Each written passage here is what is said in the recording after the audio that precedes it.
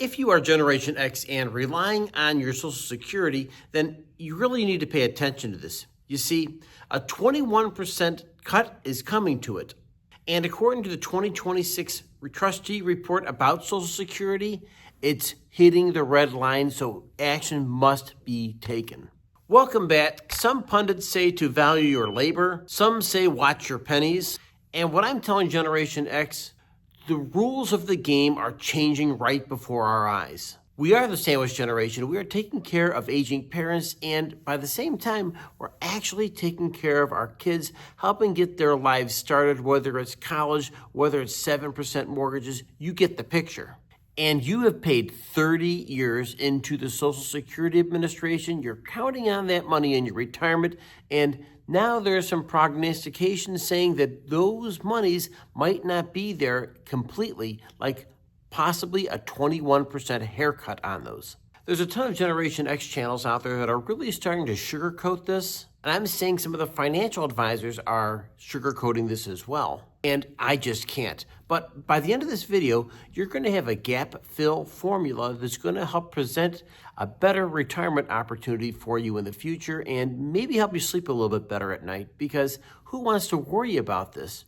Unknown, the fear, and of course, sometimes what that future retirement is going to look like, those aren't good feelings. So first of all, let's talk about the silent tax, and that is inflation. And folks, we're not talking about gasoline or eggs. We're really talking about the devaluation of our future. And while the government keeps on saying that inflation is under control or getting under control, my trip to the gas pump, my trip to the grocery store says a different story. Because Generation X can actually remember the day that gasoline was $1. We can remember when a can of pop was 25 cents, and we can remember the $1 meal deal at McDonald's. But you see, this is the purchasing power of the US dollar, and we can refer to this as some kind of a death spiral, because for those of you that are the savers, those of you who did exactly what you've been told to do, there is a rendezvous with destiny here. You see, even if Social Security does stay solvent, we have another thing to contend with, and that's going to be the rising costs of healthcare. You see, cost of living adjustments look like they're somewhere around 2%, 3%, but we know that inflation is running closer to 5 to 7%, and so we have a gap that we have to fill. The fact is that the system is designed to keep us working. But for many of us, time is our greatest asset, because it's the only asset you can't print more of until the standard retirement age. See, every day you don't own your equity, you become a victim of the system, and that's why today's video is so critically important to us. So now let's look at the 2026 numbers. I've pulled Treasury data, and it's not pretty. So smash the YouTube like and subscribe button if you really appreciate the fact that I'm digging into a 300-page document for you. And I'm doing this so you don't have to. So let's take a look at the Social Security depletion rate. It's worthy of looking at. And of course, originally, Social Security was designed specifically just to make sure there was a supplement to our retirement. But what happens? Government, both Republicans and Democrats, get their hands on it, and the next thing you know, they are spending our monies in ways that we never said they could do that. In 2026, the surplus was actually gone. See, we are now entering into a pay-as-you-go system. That means your check depends entirely upon taxes generated by the generation right behind us. And by the way, these are the same people who are struggling to get their life up and running in 2026. See, this is the chart I promised. If Congress does nothing, the law says that the revenue must be cut to match the revenue they're receiving. Translation, they're not going to be able to spend money they don't have. For Generation X, that means a 21% slash. Like if you were expecting $3,000 a month, you're now looking at something around $2,375. Can you pay property tax with $2,370? So now we're talking about the three-step plan that I wanted to make sure everybody here, because we are not the doom and gloomers as much as we are the ones that prepare for this uncertain future. So here's step one. Stop chasing growth and start chasing cash flow. Like at our age, we don't have 40 years to wait for a market recovery. Even if you have a $500 a month pivot, putting that into a high yield dividend fund or a REIT today is a heck of a lot better than hoping that the government will fix the system.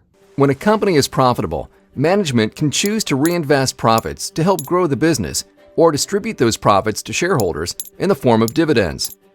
Dividends come in several forms, but the most common is cash, which is deposited into shareholders' investment accounts. I don't put a lot of faith in the politicians in Washington, D.C. Not that they're bad people, not that they're not trying to do their best job, but the fact is, we can't take these decisions out of our own hands. We must take accountability for the things we can control. See, here's the promise I'm giving you. If you follow the gap fill formula, which is calculating your 21%, you're accounting for that shortfall. And maybe more importantly, you're automating your investing. And maybe this is just keeping pace with what you're going to be losing. In some cases, you might be able to beat that system, and that's kind of a power in all and of itself. A crazy investing statistic. Once you have $100,000 invested, you're 25% of the way to getting $1 million. And once you reach $300,000 invested, you're more than halfway to reaching $1 million.